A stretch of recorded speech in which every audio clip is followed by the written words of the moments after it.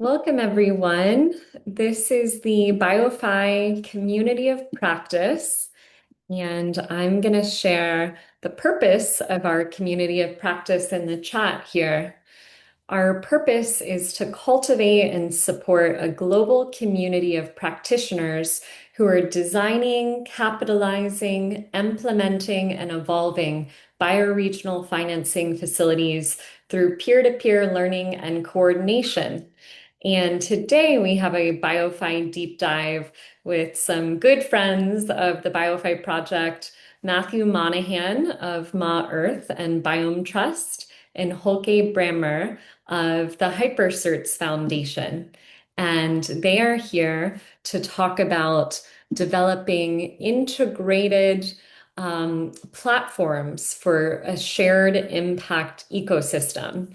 And Matthew is a philanthropist and a technologist, and Holke is trained as a political scientist, but has been really dabbling in the world of technology in the recent part of his career. And they have teamed up to build some pretty incredible technology that takes a whole systems view of philanthropy, impact reporting, and regenerative land projects, and really takes a meta-crisis informed approach to looking at how we more rapidly get money to projects on the front lines and projects doing really amazing regeneration around the world, regardless of the scale of those projects, with really an eye to supporting access and supporting local people in the places where these projects are taking place to learn about them and to contribute their financial dollars to those alongside philanthropists.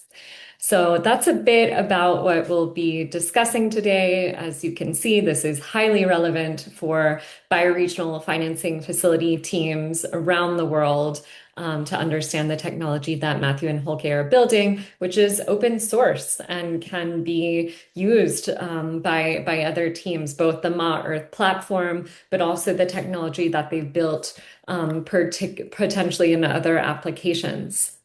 So with that, Holke and Matthew, why don't I hand it over to you to share a little bit about what y'all have been up to? And we have plenty of time today for Q&A. So as questions come up as Holke and Matthew are presenting, please drop those in the chat and then we'll come back to them and all have a discussion together later in the call. Welcome. Perfect. Thank you, Sam. I'm gonna do the screen share thing and request. Okay. Okay. It's good, There you go. good to be with everyone. Yeah, I guess just to start off with a note of gratitude for BioFi for holding these spaces. Sam and Tyler, like I was reflecting on it last night. I mean, we've been in a almost 18-month development process working on this platform from our Earth. And, that's a long time to hold a project and just to kind of be patiently moving forward. And you feel who your friends and allies are in that journey and who kind of like has your back and is rooting you on. And BioFi really has been that for us. Mhm. And Samantha's just been, such a steady rock. And so, yeah, just appreciation your way. And I will share my screen and have a few slides here, but yeah, we'll keep it fairly tight and really open it up for Q&A. And I know a lot of folks in this call already, and so there's some degrees of familiarity with the project. We essentially are framing this around collective funding for nature, collective funding for regenerating Earth, collective funding for community-led regeneration, a few different ways that we say it, but we really like the word collective funding. And, I'll just kind of kick off at a high level of what we're very soon to launch, since I think it's quite relevant for this community. So we will be running a grants round or a funding round on maearth.com. And we have applications opening in May, and it will be for a matching pool of $500,000 total for up to 100 projects. So the $500,000 distributes across all 100. So that's, roughly $5,000 on average per project. And we essentially will field applications starting by May 10th, maybe a couple days sooner. And the selection and confirmation process will happen in June. And then the round will be active in July for 3 weeks for those projects that are selected. And during the round, we essentially are pursuing this crowdfunding model that many of you would be familiar with called quadratic funding, where each project goes out to their community to raise funds, and the results of that crowdfunding is what determines the amount of matching that gets distributed from the matching pool. And the matching has parameters of 2,000 minimum and 15,000 maximum, so that there's kind of a somewhat even or a distribution from all the different projects. There's at least some minimum guaranteed, but some maximum thresholds in place. And then in addition to that, the project gets whatever they received from their community, entirely. And quadratic funding is kind of a wonky word. It came out of the crypto space, came originally out of a white paper. But essentially, what it aims to do is balance the distribution of looking at not just how much money raised, but from how many unique donors you raised it. And so it creates a bit more equity, especially when we think about the income disparities between, places like Global North and Global South. And it really looks for community signal. So if a community has 100 donors and they on average gave $10 or $15 versus a community that only had a few donors, but they were really big, quadratic funding distributes more to the first because there's stronger signal. And we're also going to do something slightly unique relative to the quadratic funding rounds that many of us are familiar with that were popularized, I should say, by Gitcoin, in which we're adding this collective bonus. And this is a bit of feedback that came from Will Ruddick and Grassroots Economics of how can we make these things feel also really collaborative across the community so that it doesn't feel like projects are just competing for the same pool of funds. So this collective bonus gets unlocked if a certain amount of funds get raised by the entire community together, and that bonus then is evenly distributed to every project participating. So we'll have more information about the collective bonus mechanics, but it's quite simple. So that's kind of the headline. Now I want to take a step back and just kind of give you a little bit of the broad strokes. I know I'm preaching to the choir here. We've got this enormous and growing huge gap for nature funding in our planet. And Samantha said I was a philanthropist and technologist. I never really use that word philanthropist. I more identify with like a heartbroken citizen of Earth who is just desperately like doesn't know what to do with this moment when we see the life on our planet obviously just incredibly in peril as a consequence of a civilization just running out of control. So we're devoted to just trying to address and respond in our own humble way this moment in time that we all find ourselves in. And the communities that we're in relationship with, the projects that we've tended to support, that we really get excited about, they pretty consistently tell us one thing, which is they need more resources and they need to find funding mechanisms. So we've kind of thrown ourselves at that very broad problem because it's the most consistent point of feedback after, kind of being in this space for the better part of, 15 years. And we're looking at it from a few different vectors. I mentioned kind of the crowdfunding, the philanthropy. There's obviously a space that could be framed somewhat as climate finance, and just say all these words are problematic in some respect. Climate finance would include things like the carbon markets, the eco credit markets, payments for ecosystem services, conservation bonds, and so forth. And then we have this incredibly transformative moment that we're in around digital technologies, blockchains, AI. How can we use these, what I think are really incredible coordination tools, but to make sure that they're goal seeking, not for just capital growth or for corporate, incentive, but that the goal seeking of these technologies is actually towards regeneration, towards localization, towards bioregionalism. So we're kind of embracing the tech, but we're trying to orient its goal towards what we feel like is the important mission ahead.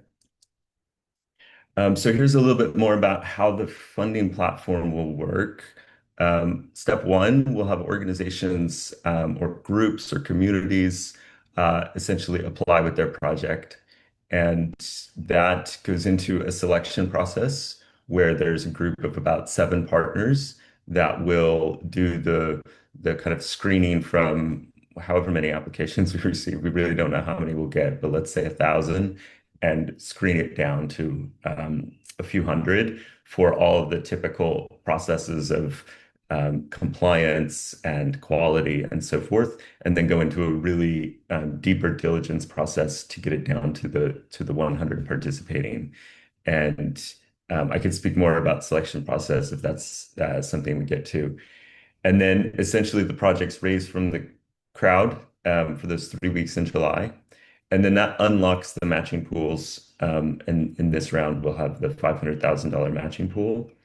The matching pools are essentially provided by philanthropy. And so this is all no strings attached grant money. And the matching pool for round three is being provided by a combination of Biome Trust, Naya Trust. Shout out to Alexa Firminish, who's on this journey with us and has been an incredible ally, as well as the newly formed Ma Earth Foundation, which is going to be the parent and umbrella housing this project.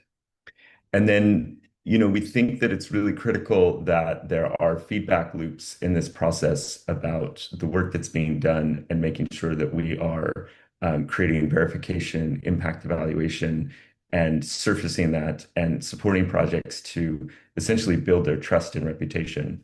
So where applicable, there are essentially project evaluations that the platform will support.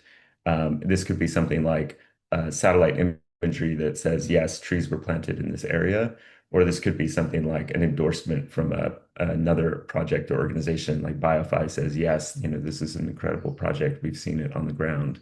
Or it could be a more detailed ecological report. Evaluations and impact reporting obviously runs the gambit. But it's important to note that the platform is very much thinking about that from how do we make sure that that information is being brought in. And then finally, the feedback loop kind of circles so that the projects can build reputation. And this is one thing that we see missing in the nature markets, is that great regenerative work isn't necessarily, there's not this like kind of beautiful cycle where it feeds back into the reputation and the trust of the project so that they can go out and get more money in the next round. And so the vision of the platform is really to run these rounds iteratively. And so round three would be in July, and then we'd hope to run the next round within about 6 months. And then that way we can kind of build this learning loop and build reputation of the projects and go out and try to get more philanthropic dollars into the matching pools and then go out to the communities and kind of have this collective funding festival, if you will. And what we saw when we ran 2 pilot rounds in 2024. Some of you would remember, I see some familiar faces. There are like really cool network effects that kind of unlock when you have a lot of people coordinating to do this all together. And so that's like the dream and the hope is that we can really create this network effect rather than all being separated in silos. Just a quick, kind of people ask like, well, what kinds of projects are you really talking about?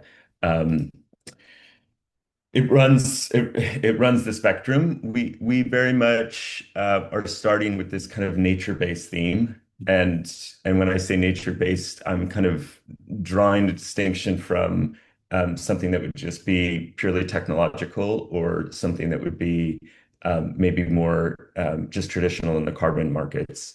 And so we see this enormous gap, as I mentioned, of financial incentive and imperative for being able to protect and restore our planet and our habitat.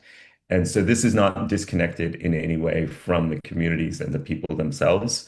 It's just to kind of put the locus of attention on these types of projects, which we see in communities all over the world happening and being, kind of like humbly led by people that are not being resourced often.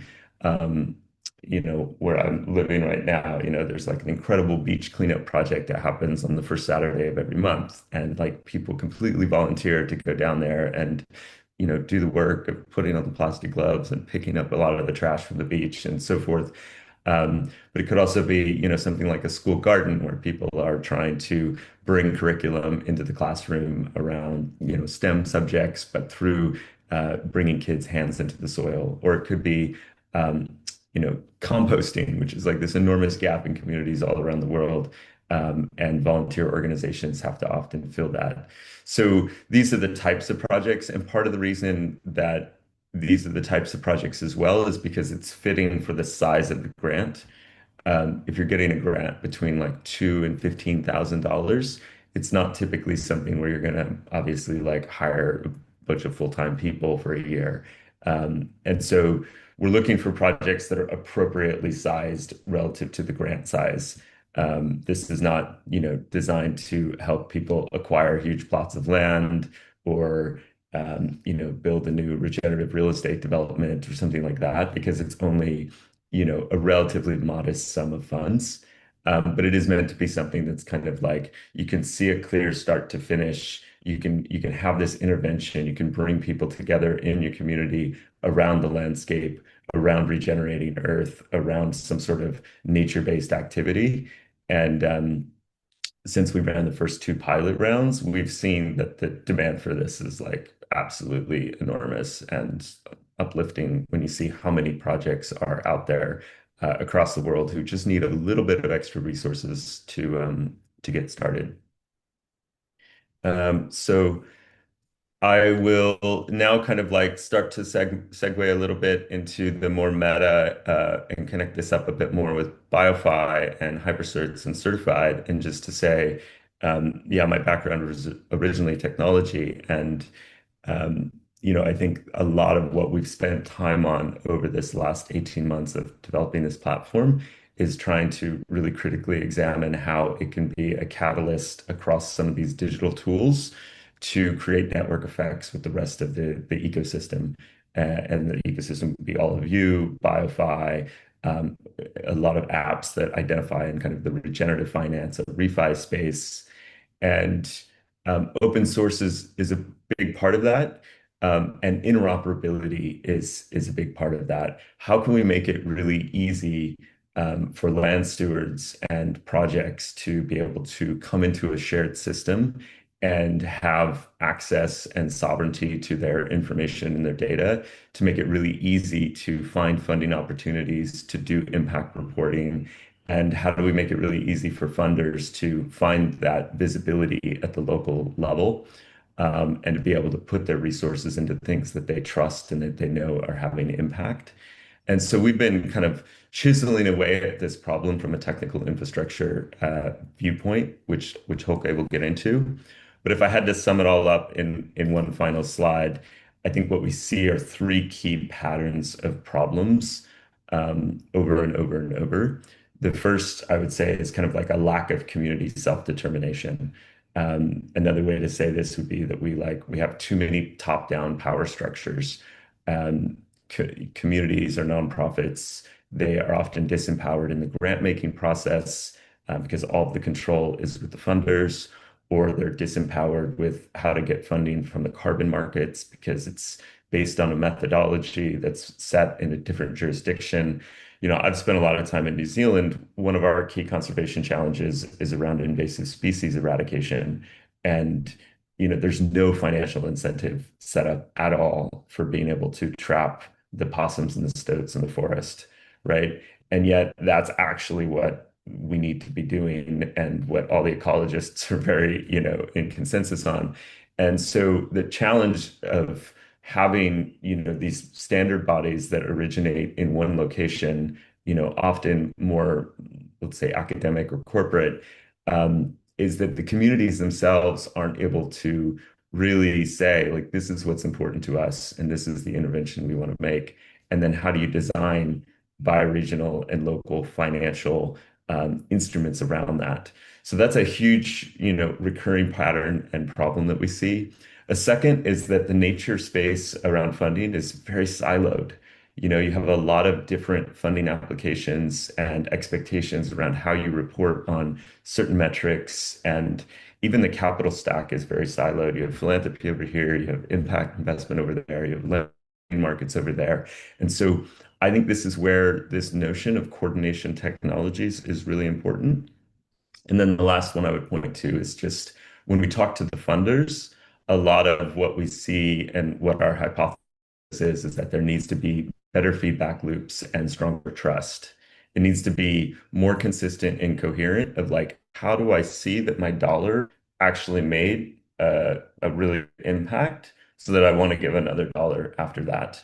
And so, there's all sorts of problems in that stack, from how ontologically we even treat nature to how do we think about the reporting of consistent KPIs to how do we create the visibility. But I think ultimately, you know, I will get in someone's car on the basis of an Uber review that I've never met, and I'll just like quickly click a button and like jump in their car.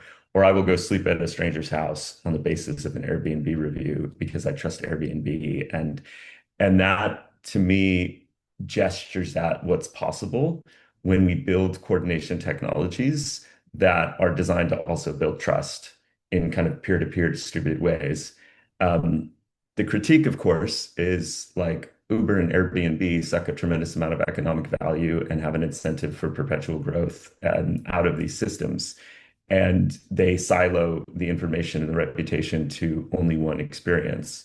And so the question is like, as a regenerative community, how can we create network effects where the network realizes the benefit, not a single app or a single corporation?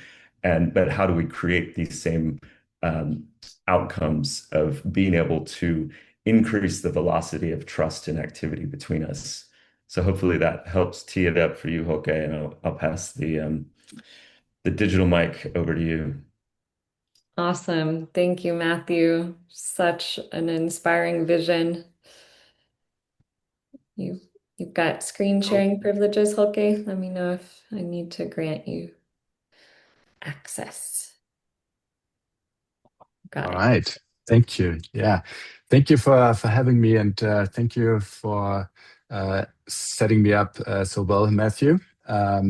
So basically, starting from the challenges that Matthew mentioned, um, I would like to introduce Certified. So what Certified is a new project by the Hypercerts Foundation. The Hypercerts Foundation is the organization that I steward, and what we try to enable is with Certified, kind of like addressing the challenges that Matthew outlined.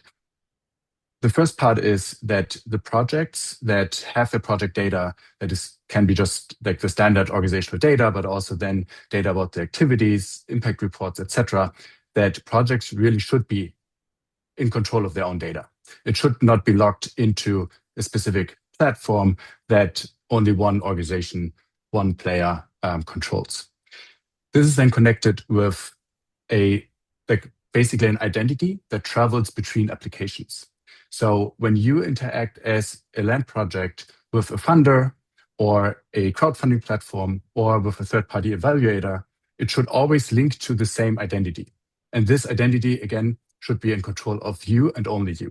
So if we enable that, then if you, for example, get an endorsement from a third-party evaluator, or you get some additional data that this third-party evaluator collected and then attached or like reported to your project, then you can take this endorsement or data with you to a different funding platform or different crowdfunding platform or grants application.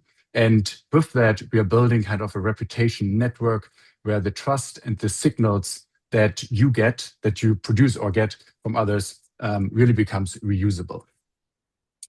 And this probably seems very reasonable to you, but it is, as Matthew said, it is not how the internet today works. The posts that you have on Twitter or X are stored on servers by by X, your pictures by Meta, videos, reviews by Google, other reviews by Amazon. And to some extent, you are kind of dependent on these companies. If Google decides to suspend your business account, you actually lose your reputation. And this is an example that actually happened to a friend of mine, and she lost kind of access to her channel to actually show customers that she is trustworthy. And this should not be the way that we build something in the nature regeneration space. And luckily, alternative technologies already exist. So instead of having social media on X, you can have your social media on Blue Sky. And the difference really is that your posts, your likes, your replies are actually owned by you. And when you look at these two platforms, here, just like a screenshot, on the left you have X, on the right you have Blue Sky, it actually looks exactly the same. And there are some finer differences where Blue Sky allows you to customize it more to what you actually want to see, and the algorithms are different. But the general user experience is basically just the same. Importantly, the underlying technology behind Blue Sky is very different. So Blue Sky is an open platform where Twitter is a closed platform.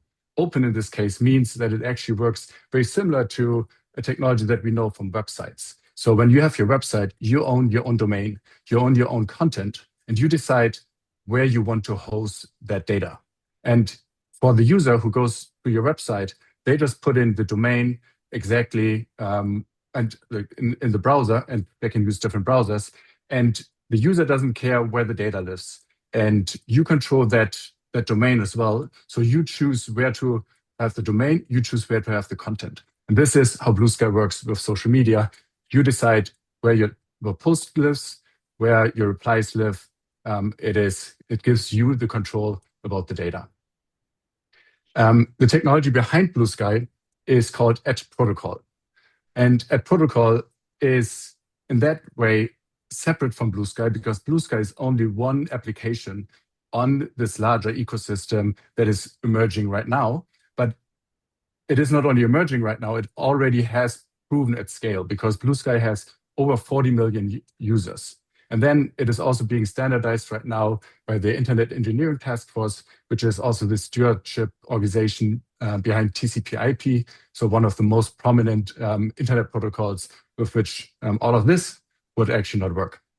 So there is kind of proven technology that works at scale, and an emergent ecosystem that applies the same technology to different use cases. So, and what we want to enable is the use case of how do we actually allocate resources?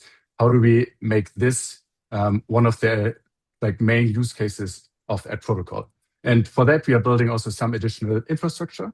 So because social media is really based on individuals posting, and in our case, we actually want to have projects where multiple people act on behalf of the project, posting updates, and have different permissions to post for the project. And then also we try to take away as much friction as possible with a more simple email-based login. The third point here, the private data, that's coming soon. So the Edge Protocol ecosystem and also Blue Sky themselves, they are working on solutions for this, because right now the data is just public data, but private data is coming soon, so that you can store your private data and selectively decide who you want to share that data with. So, for example, if you have a sensitive evaluation report, impact report, you don't need to make it public. You decide who can actually see that. And for us, this open technology really enables a shared data layer to design new funding systems for nature. What do I mean with the shared data layer?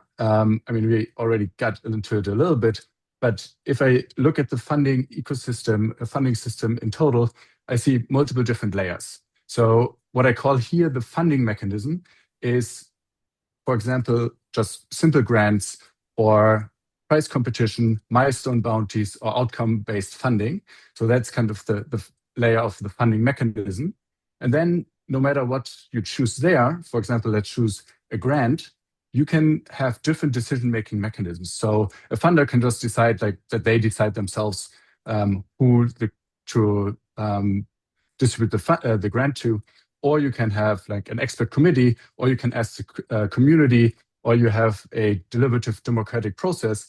That is something that can be designed on this layer of the decision-making mechanism. But no matter what decision-making mechanism you actually use, it matters what kind of information do we feed into the decision-making mechanism. So whoever decides, what do they have available to make this decision? And so this is the context, the shared data layer. And that is, of course, produced by the projects themselves, the work, the impact, the self-reports, but then also third-party evaluators, measurements like the satellite imagery, bioacoustics data, but then community input, expert judgments, all of that aggregates towards a shared data layer.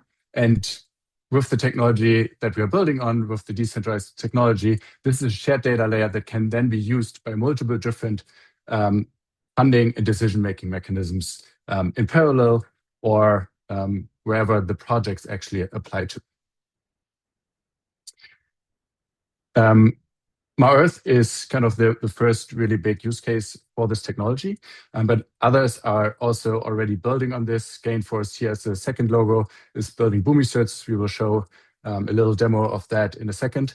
But importantly, so we at the Hypercerts Foundation, we are holding this one piece of trying to build this common shared data layer for different funders and different platforms to build on top of that. So this is kind of an invitation to anyone who wants to build. This is where I think a lot of experimentation can happen. And then concluding with this slide, what we want to achieve is really kind of a shift from the funding stack that we see today towards a more modern funding stack. And that means for us that the data is not siloed, but the user is in control, the projects are in control of the data. When we have the additional data, we can also go just from donation receipts to more, what is the concrete activity that I funded? What are the outcomes linked to that? Giving funders a more transparency into the effectiveness of their funding and the feedback loop that they're incentivized also to fund more of the things that actually work. Instead of centralized impact verifiers that we often see also in the carbon credit space, we want to have multiple evaluators, multiple approaches that also create some checks and balances on each other, because there's oftentimes not like one right approach, but we need to have kind of this multitude where sometimes evaluations can also contradict each other, and we need to then find out what is it actually that really works. We don't believe that like there's just one funding mechanism that will solve it all. For different conditions, for different projects, we need different funding mechanisms, and they should be interoperable because one project might go through different stages and tap into different instruments, but the data should be consistent across them, which is what this technology achieves as well. Instead of just marketing narratives, we want to add verified data and trust-based funding. And narratives will still be important, but this needs to be kind of an addition. Quick note on the trust-based funding.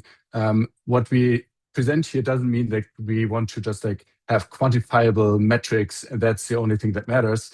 Oftentimes, when you also think about the social graph, who trusts whom, that enables us to deploy capital not based on things that can be like hard, like measured in a hard way, but also if I trust an organization, that is a data point as well. If the community trusts that project, that is a data point. And that is something that we need to tap into as well, because a lot of projects, either their impact is really difficult to measure in general, or it is just far in the future, and these other mechanisms, trust-based mechanisms help there. Second to last point, we of course see more and more AI being included in decision-making mechanism, if that is like writing a grant application, evaluating grant applications. And we believe that there are two important aspects to this. The first one is that we really need to make transparent how AIs interact with these data points. So for that, a transparent data layer is important. And then the context layer can actually be much more complex because the AIs can digest much more context and then help humans making the right decision in this system. Ultimately, the system that we are building now, the platforms that we are building now, the decision funding mechanisms will not be the perfect mechanisms. So what we really want is that we experiment, we learn, and we have, in addition to like kind of a fast decision-making process so that projects actually get funding, a more slower, robust scientific mechanism to evaluate what actually worked, what are the right things to pay attention to, how do we structure the decision and funding mechanism to learn and improve the system over time. And with that, I don't know if you want to open it up for some questions first, or if I would have two little demos where I can actually show you how kind of different platforms interact with the same data, and to give a little bit of a feel how this could look like. I think the demos sound great, Holke. Yeah, there's a lot of good content here. Tyler and I are taking notes. We'll ask some questions and then we'll open it up. But yeah, let's go ahead and do the demo to give people Cool. more of a Cool. taste for what the tech looks like. Yes. Nice. So you see Gainforest, like the Boomi from Gainforest here? Yeah. Wonderful. So this is the platform that Gainforest, also a very close partner of Hypercerts and Certified, are building. What you see here are kind of the Bumi certs, and Bumi is Indonesian for Earth, if you're wondering about the name. We had already like an early platform that was built on the previous technology from Hypercerts. And what you see here is, like that you have the projects, you have then like additional information, for example, the site boundaries. And this is also where you would see additional information about the evaluation data. You also can go into, okay, what is the donation data that is there? And in some way, it looks like a very familiar user experience. And that is exactly what we are aiming at.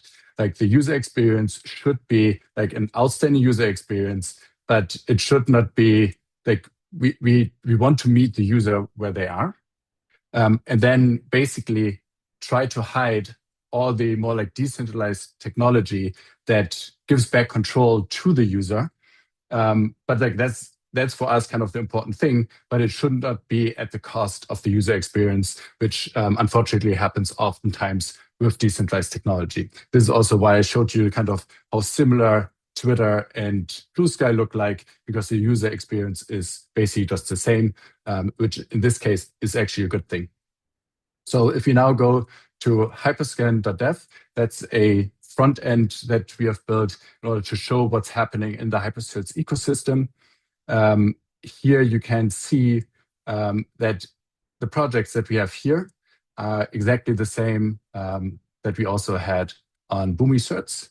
And this is not like kind of the most exciting like demo, but it is kind of, it shows you ideally that the data layer is independent of the front end that is being developed. So a funder could come in and build their own funding platform now and say, these are kind of the filters that I have. I have my own way of showing these projects. I just want to show projects that work in this location, so I filter for those.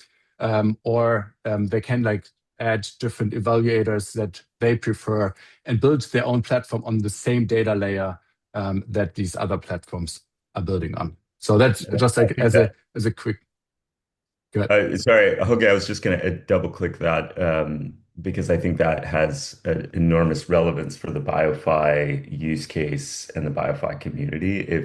If you were wanting to create a site where you only look into the projects happening in your bioregion, or curating, and so you have kind of an opinion of here are the projects that we want to surface, or here's a pool of capital or for a bioregional financing facility that we want to raise and curate the types of projects.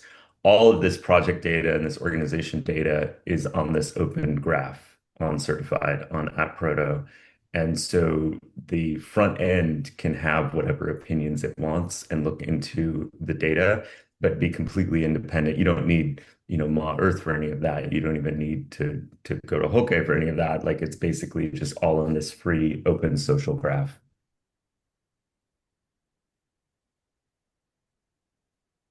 Yeah. Or if you want to kind of have more map view, and you can imagine, okay, now we have a map view where like all the activities that happen on the whole network, not on one specific platform, but on the whole network, like we can show where what activity happens, where evaluation is being added. And I think we can make it visual and we can like innovate on this kind of front end platform layer much faster, and also with the new kind of coding abilities that all of us gained in the last months, we can like create much more, but make all of that kind of interoperable, and create the network effects that ideally kind of lift all of us up, because we are not just giving all our data to a single platform. Yeah. That's it from my side. Amazing. Thank you, Matthew and Holke. It has been so inspiring to watch this come to life over the past few years of getting to know Matthew and Holke and their teams. And they are really churning away to make sure this funding round happens in June. And yeah, I think it's going to be a really good moment for so many land projects that are tired of the MRV slog and so many applications and different types of reporting. And one of the reasons why we're so drawn to this technology is that it reduces the need for land projects, for even bioregional financing facility teams to have to fill out application after application and report in all these different portals. And there's potential that if other funders adopt this technology, that you basically, as a land project or bioregional financing facility, have one Hypercert where you're doing all of your reporting and storytelling about the work that you're doing. And there's a nesting layer too. So for a bioregional financing facility that is funding 90 different projects in their bioregion, they can have one Hypercert at the bioregional level, and then they can have 90 Hypercerts underneath it that show the impact data of the projects that they're supporting. And so this brings me to my first question, Matthew and Holke. For a funder that says, like, I'm all on board with the Hypercerts technology and that being used for reporting for these types of projects, and I want to direct all my funding to projects that are using this technology, and I want to search all over the world for projects that meet my criteria as a funder, where would they go to do that? I heard you mention like the network, Holke, but I guess I'm wondering like where that lives, because certainly the technology could be embedded into a website for a single land project or a single bioregional financing facility, or a group of projects that Ma Earth is curating, as both of you have explained. But I guess like where does the data live and how do you access it at a global scale? Okay, you want to take Yeah, that? sure. So there are different views into the data, and so from our perspective, like Hyperscan is a place where we just open it up for where you can see all the data, but it's Hmm. probably actually not the right place for a funder to look for specifically, okay, what do they want to fund? So in that way, I think there are for me like at least three good options right now, because if the funders kind of align with the strategy that Ma Earth has, there is the opportunity to join the next Ma Earth funding round Mhm. and basically use the Ma Earth platform that is already there. And Matthew can I throw the ball in a second back to you on that. Or it could be Boomi as a platform where like, okay, this is a platform that already exists. And then the third option would be we could also see what are the the interest, what are the demands of this funder, and does it make sense to build a more customized version front end for the data to interact and to fund these projects? So these are at least three different options. Yeah, also the third one, it sounds like a lot of work, but because the heavy lifting is already done, it is not as much work anymore. That are the options. But the first one would be, if it is a fit from our Earth, that could be the easiest option for a funder right now. Fantastic. Thank you, Hoke. I'll Yeah, offer can I one other. Oh, sorry, go ahead. Sam, I just want to like throw in another dimension of that consideration set because we're focusing a lot in this conversation on the tech, but um, my experience is that a lot of the question around funding is also what is the financial vehicle and instruments and legal compliance, procedures um, for that funder to get the Mhm. work to get the funds to the project.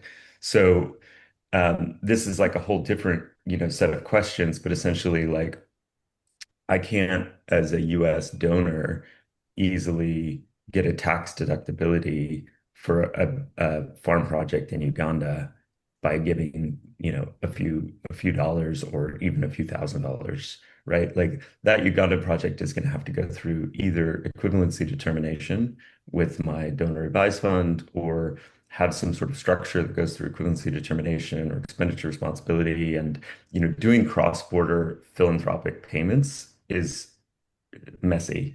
Um, in addition to that, when you introduce crowdfunding, there's a whole body of law around this, which I've learned the hard way. Um, and so, a lot of it comes down to ensuring that you're not considered a money transmitter and that you don't need a banking license. So suffice to say, without, going into all of the different scenarios and grueling details, like that is a whole nother dimension to this of how do we create these platforms so that it's easy for someone to give $20 to a project anywhere in the world. How do we make it easy for a donor to get the right, for like a philanthropic donor foundation to get the right tax compliance, philanthropic compliance, deductibility to be able to give to a pool of funds, et cetera, et cetera. Yeah, and I really just want to shout you and your team out, Matthew, for all the work you've done that all of us in this regenerative finance space are benefiting from to figure out how to get money to projects all over the world, right? It's a very complex thing with tax law in so many countries. So Matthew has spent countless hours with his lawyers and payment providers figuring this out. And yeah, hopefully we can all kind of build on that work. So I want to offer one more reflection that I think is really important, and then Tyler has some reflections, and then we'll flow into Q&A. Um, I think it's really important that this platform brings together, as Holke said, artificial intelligence and human intelligence to assess the impact of these projects. And Matthew and Holke in a presentation that I got to see a couple months ago were sharing that so many land projects that are applying for grants now use AI to generate their applications. And then the funders are using AI to read those applications. And so it's just AIs talking to AIs at the end of the day. And this technology that the Marth team has built really brings relationality back into reporting and to how those projects are funded. So as a donor, you can see people in your network, organizations in your network endorsing projects that they know. They've been to that place, they've seen the work on the ground. And so it brings a human component and a trust component back into how money is flowing, which I think is really important. Mhm. Yeah, I think I want to build off that, which ties into my question, which is like me personally right now, and the folks on this call, I probably know 15 or 20 folks here that I actually do trust. And so if I wanted to create my own hypercert right now, if they wanted to create their own right now, and I wanted to attest somehow to the work they're doing. Is that possible for me to do today? Is that in the roadmap soon? How would that work? Mhm. Yeah, weeks, not months. I mean, when the app view that Ma Earth will offer is we are going to start with what we're calling trusted evaluators, and we're going to have kind of call it up to a dozen groups that start to give endorsements to different projects.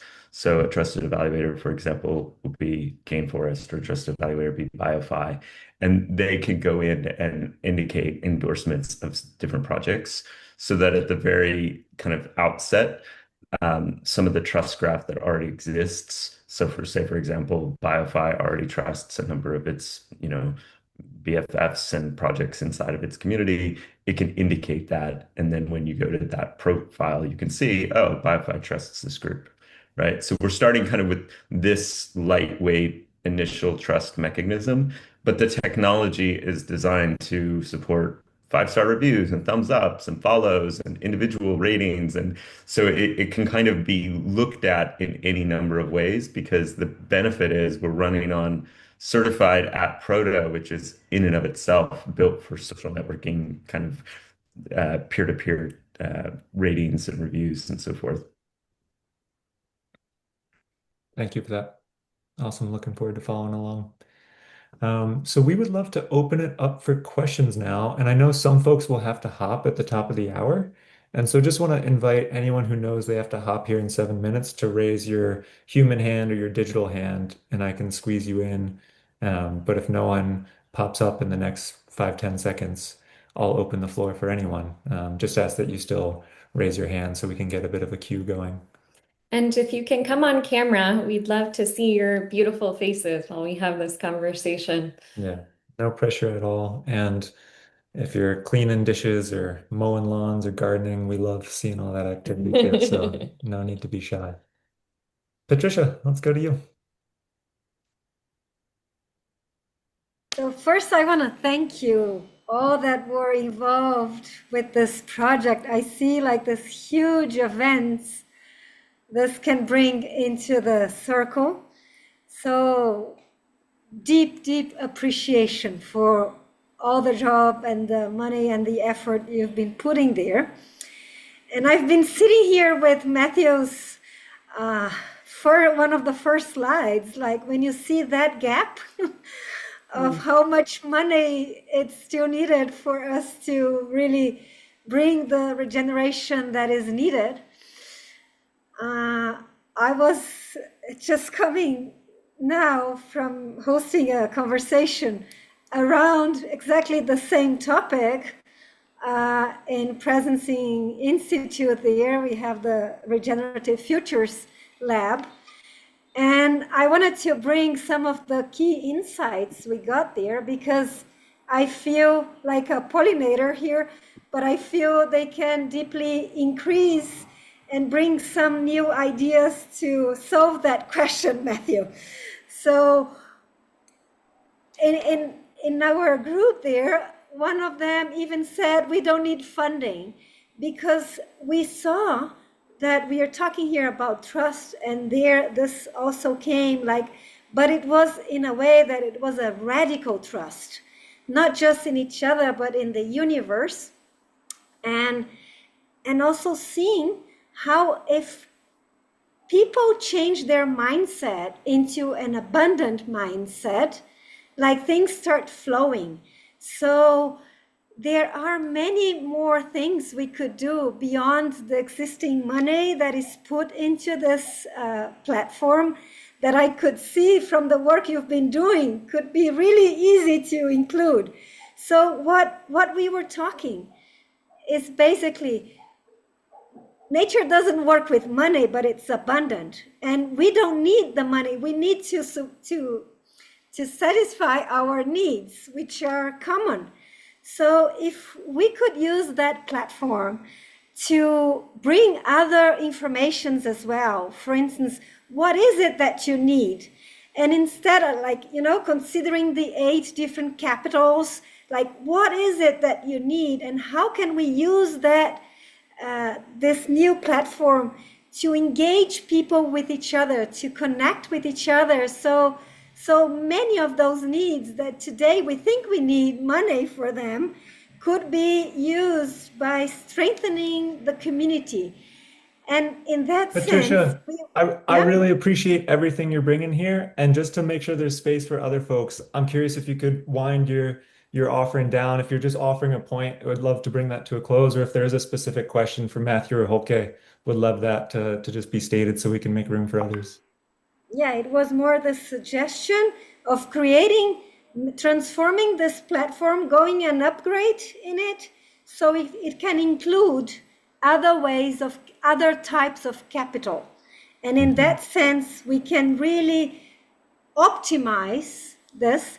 And second point, not just support projects, but we saw how important it is, this work, this inner work for a real systemic change. So how could we start supporting people so they can be free working as ambassadors for nature? So those are three kind of concepts I could see could upgrade the platform, which I think is already amazing, but could have even a bigger impact and get more money and more projects supported and people supported. And finally, the regeneration. So thank you.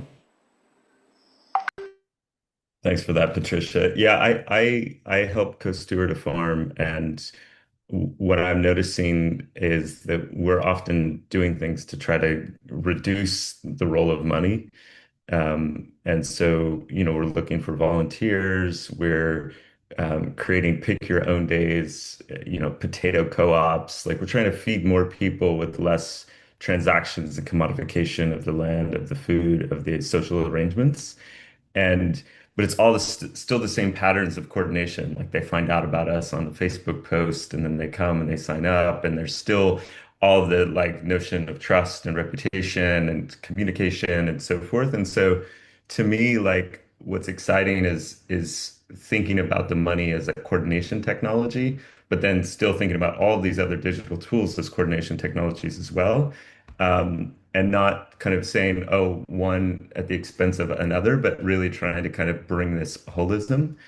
And it's why we started, though, explicitly with donations and grants rather than we were getting a lot of like encouragement, I would say, in the beginning of like, yeah, but the big capital markets are in credits or the big capital markets are in lending or so forth. But I just really want to start Ma Earth on this gift economy basis. These are no strings attached, gift generosity based uh, interactions between humans.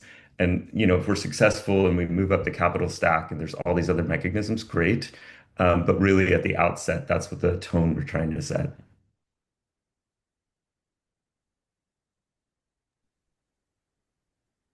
Wonderful. Thank you, Patricia, for all that and the question. Are there other questions? It's now 2, so if you have to hop, feel free. It was great having you. We'll keep going here for 30 minutes or so if there are questions, and we'll wrap when we finish. Angela, go for it.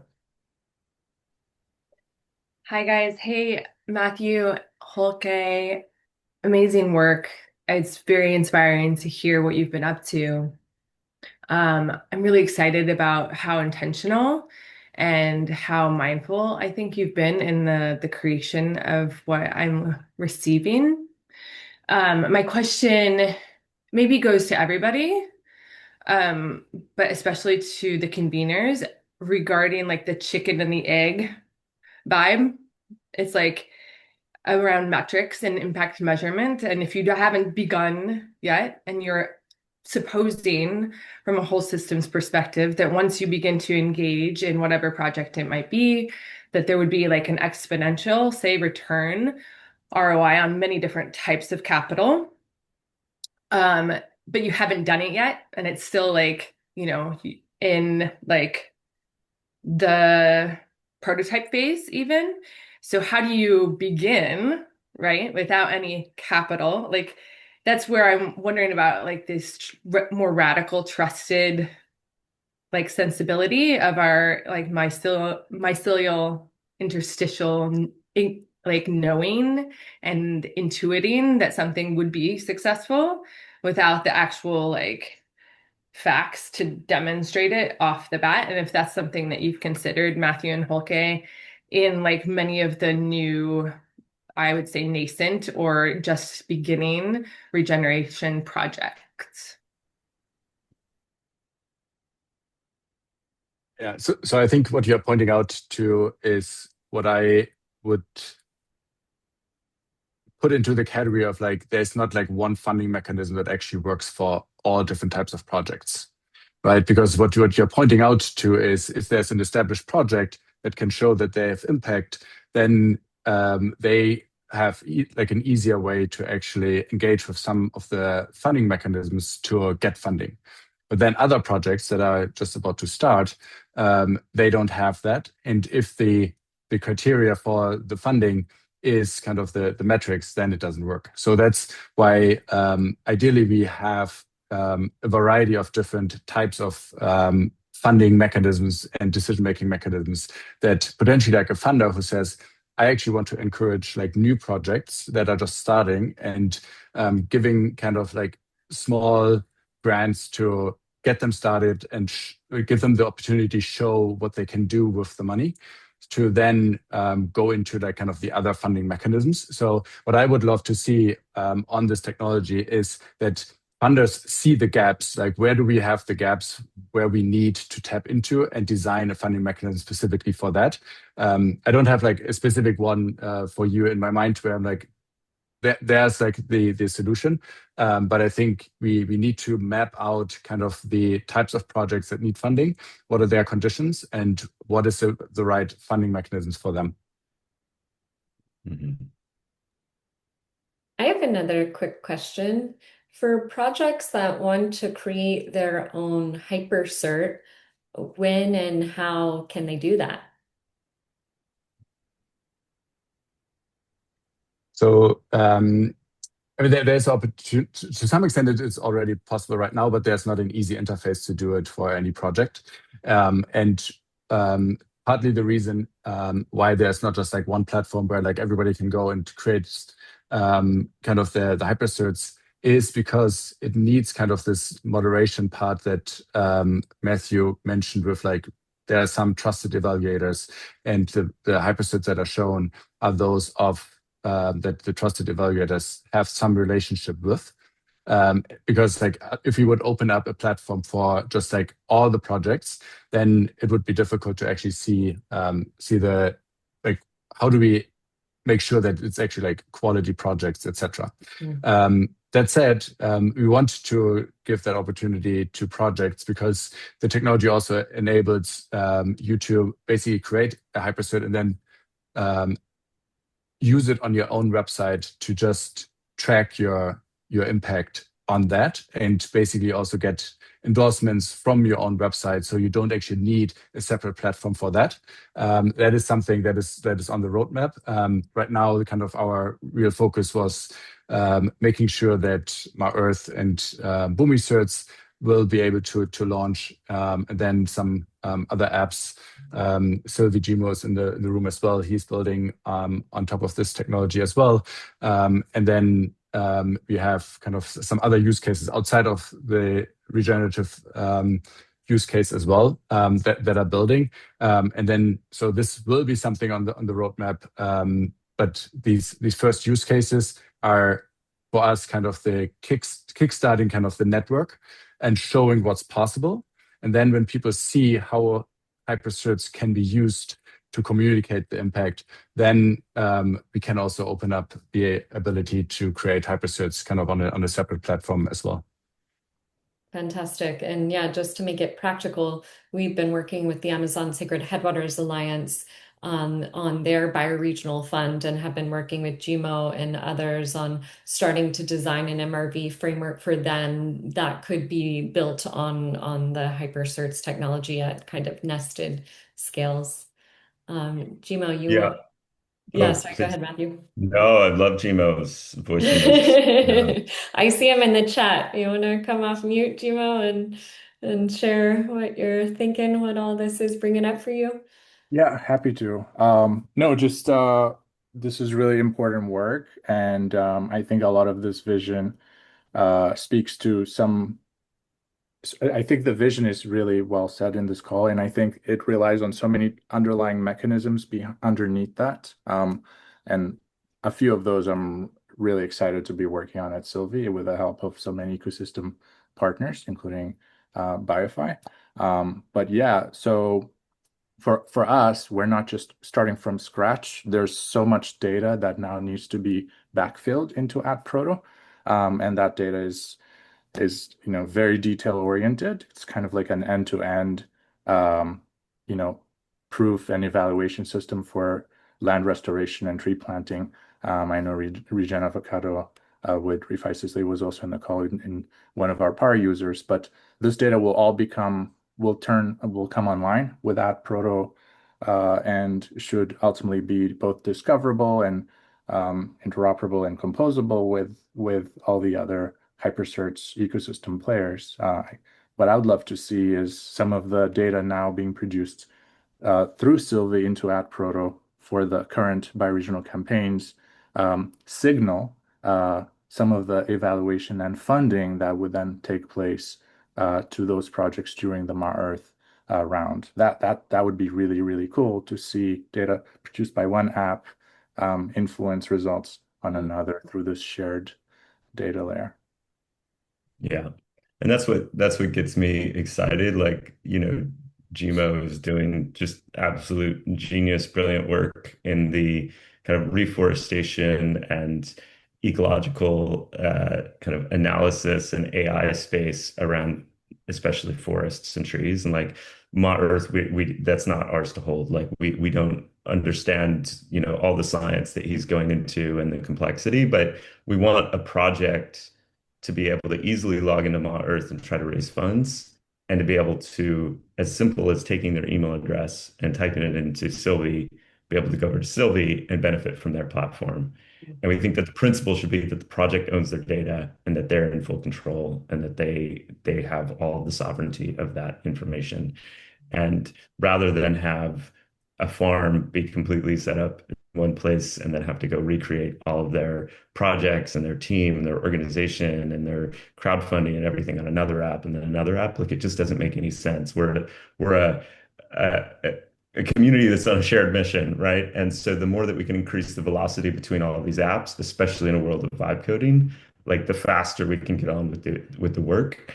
And I just want to emphasize, like, because we do, straddle this quite technical conversation here, and there is a lot of work that this is building off of from the decentralized protocol space, the blockchain space, and so forth. How we're thinking about it from our Earth, based on our experience with the land stewards, is like it has to be as simple as an email address, a credit card.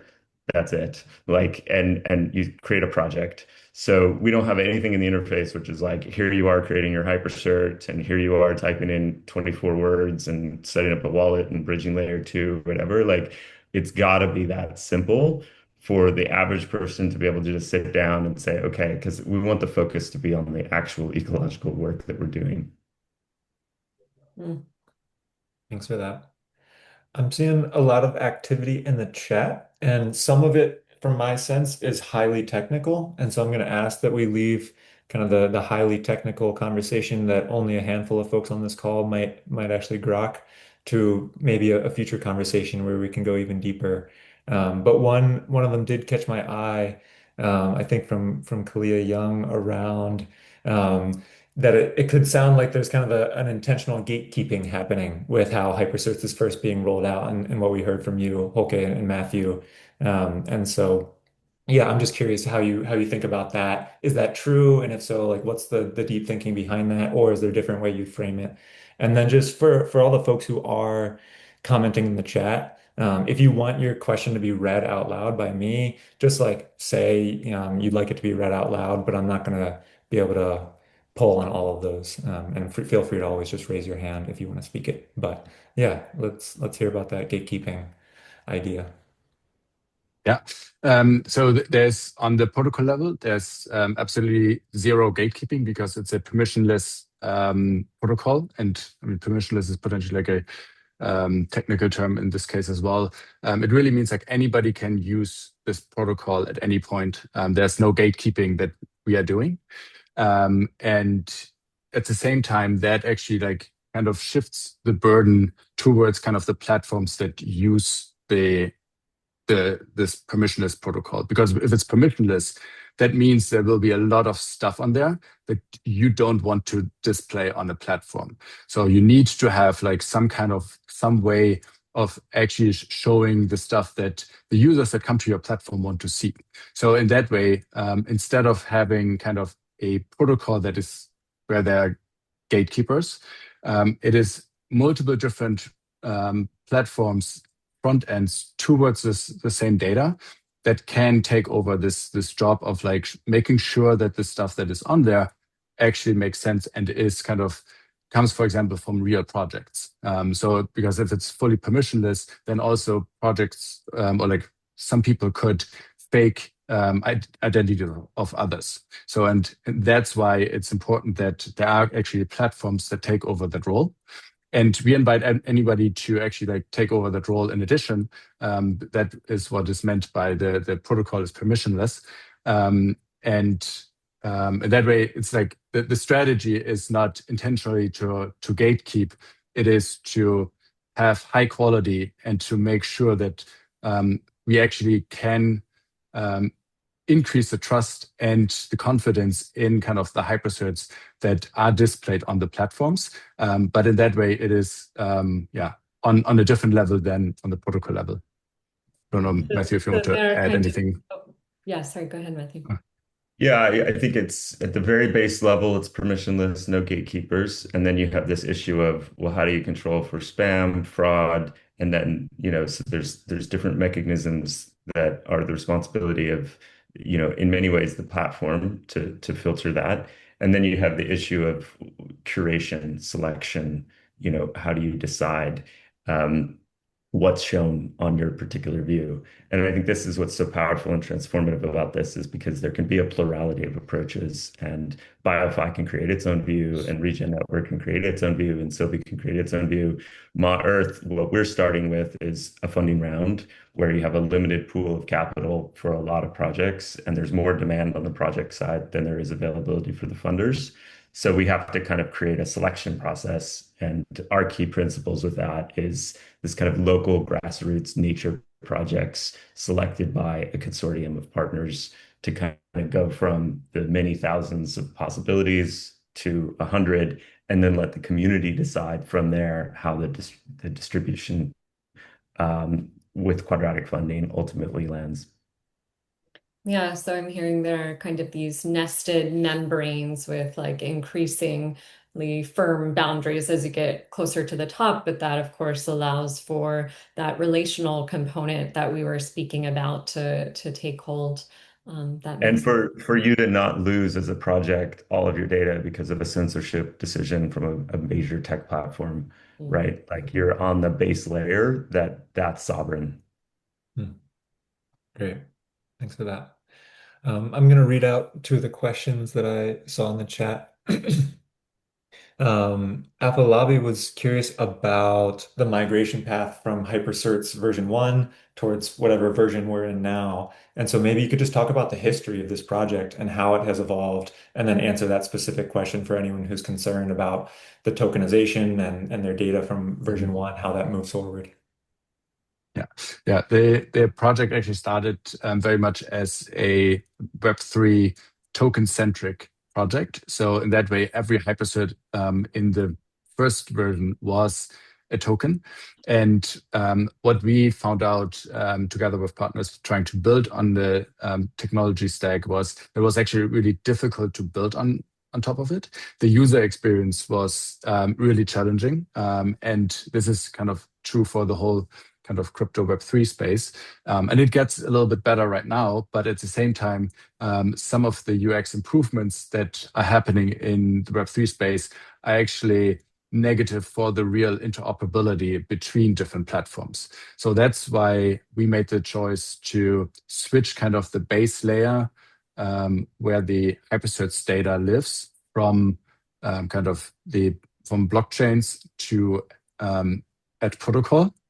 And with that change, we have kind of the hypercerts that are kind of blockchain-based tokens. That is kind of the version one. And the migration pattern, we will be like the hypercerts that you actually saw, the Boomi certs, that on the Boomi certs platform, they were actually those that were migrated already, but this is something that Gainforce did manually. And we will offer kind of a path for more like a standard way to migrate the data onto at protocol. And then in addition to that, if projects want to have a token, and there can be reasons why a token still makes sense in addition to having the data layer on at protocol, but it's fully optional. Nobody needs to have a token if they don't want to.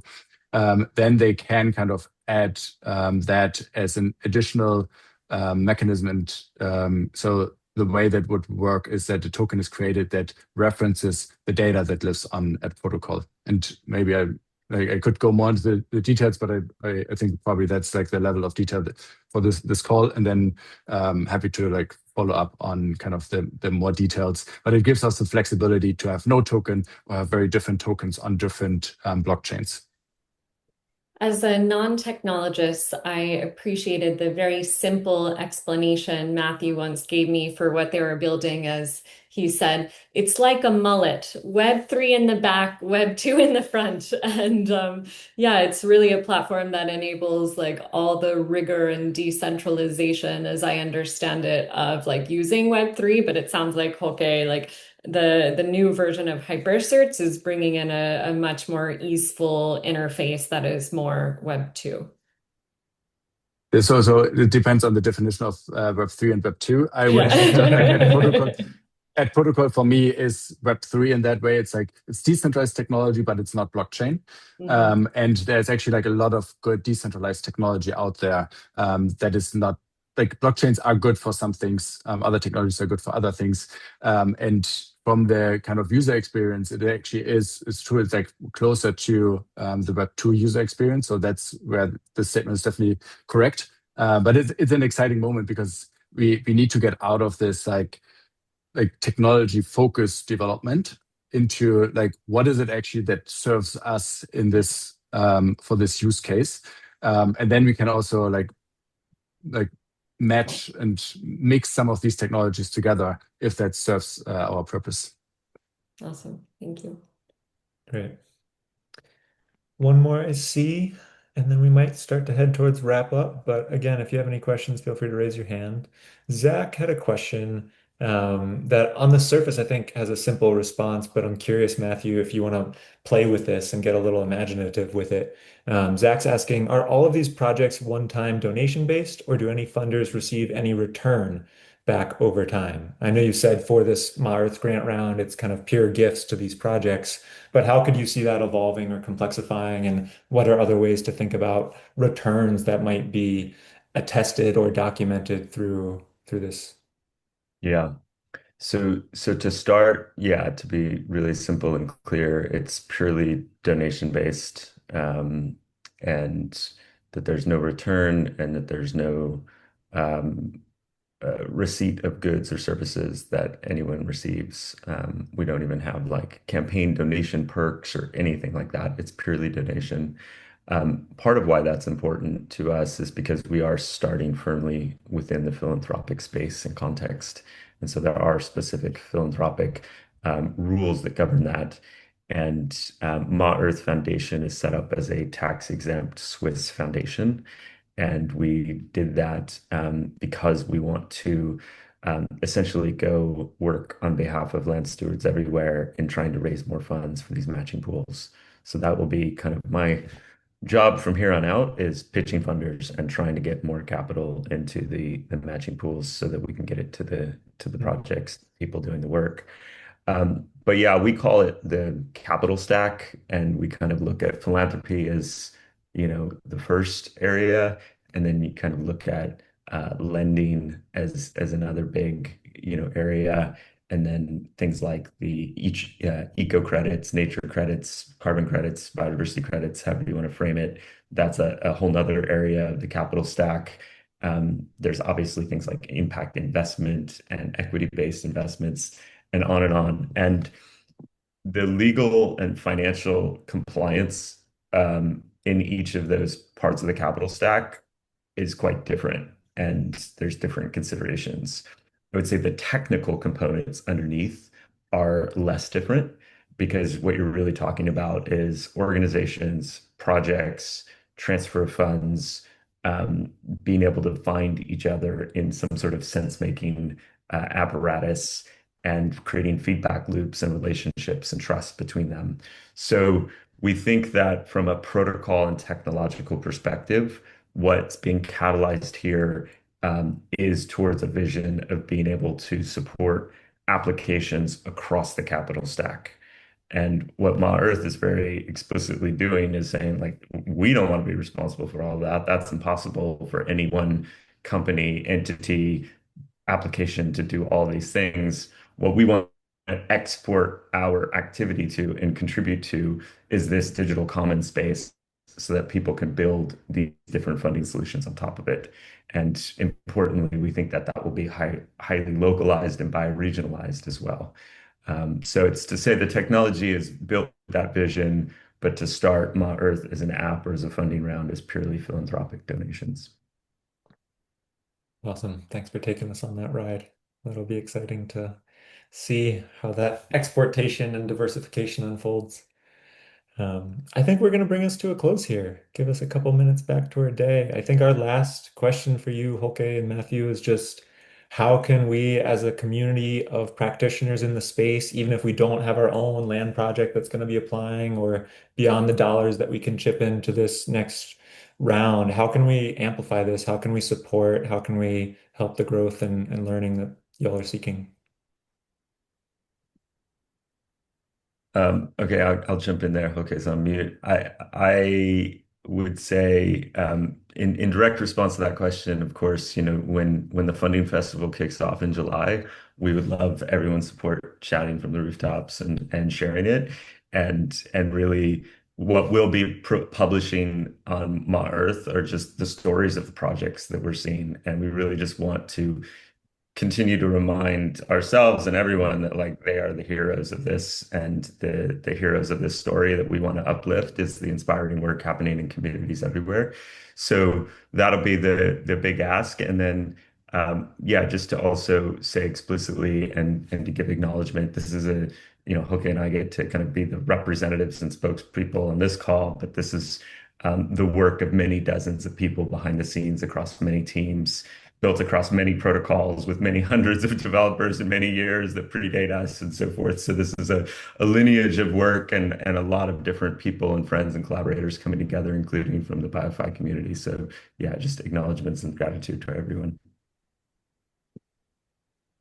Anything to add, Holke? Not really. I think I mean, as Matthew said, like we are also now building as a network. I mean, this is why like Matthew and me are also presenting together. We like represent different organizations, and then we are working with, I mean, Gmo's here, then Alan from Devonian was here as well, with Gainforest. Like we are really trying to do this as a network, and as a network with organizations building, but then also with the land projects and funders joining and really pointing into like the same common mission. And whoever is on board with that, I think we really build this as something that can be joined, and there will be, as we like discussed, like kind of also the right opportunities for like individual projects to join and create hypercerts and advertise them, or funders to join and build their own funding platform on top of the technology. So there will be a role for everyone emerging here, and anybody who wants to push it forward with us can also like happily reach out. I shared my email in the chat already, Holke@hypercerts.org. Feel free to reach out if you have ideas what actually should happen, if we can create that together, if we can give advice how to create it, or if there's an opportunity to just use the tech and for your use case. All of that are potentials that we want to realize. Yeah, I bet y'all are excited to like really open it up for collaboration and feedback and ideas after really just like building for the past stretch here. Thank you, Holke and Matthew. This is so exciting. And Sophia and the whole Marth and Hypercerts team working hard behind the scenes. And we'll be cheering you on and doing whatever we can to support. You want to close us out with sharing about these links? Yeah, we just posted in the chat a couple links relevant to our community to practice. There's the Hilo group, which is a digital platform where we share resources and events, and you can find folks near you and ask for help on the work that you're doing. We share our BioFi community practice Google Calendar. So if you want to just have these events that we have about once or twice a month in your calendar, you can click on that. There's our YouTube link where these recordings go all the time. And then we have another deep dive coming up in a couple weeks with Zev Friedman of Cooperate Western North Carolina, talking about relational finance in practice. And so we don't have that event posted yet, but you can subscribe to our Luma. It'll be up in a couple days. We also have the team at Grassroots Economics lined up for a conversation in June. So we're excited about how all these calls are starting to stack, and I think we got our own kind of deep dive stack going on. So it's a pleasure to have you all here. Thanks so much for taking time to be present with us and learn and share the love. If you want to come off mute and just say farewell, that would be lovely. Thank you, everyone. Also, check out Sophia's learning labs that she's hosting, which are amazing. Thanks so much. Thank Take care. you. Yeah. Thank you, Thank Sean. you.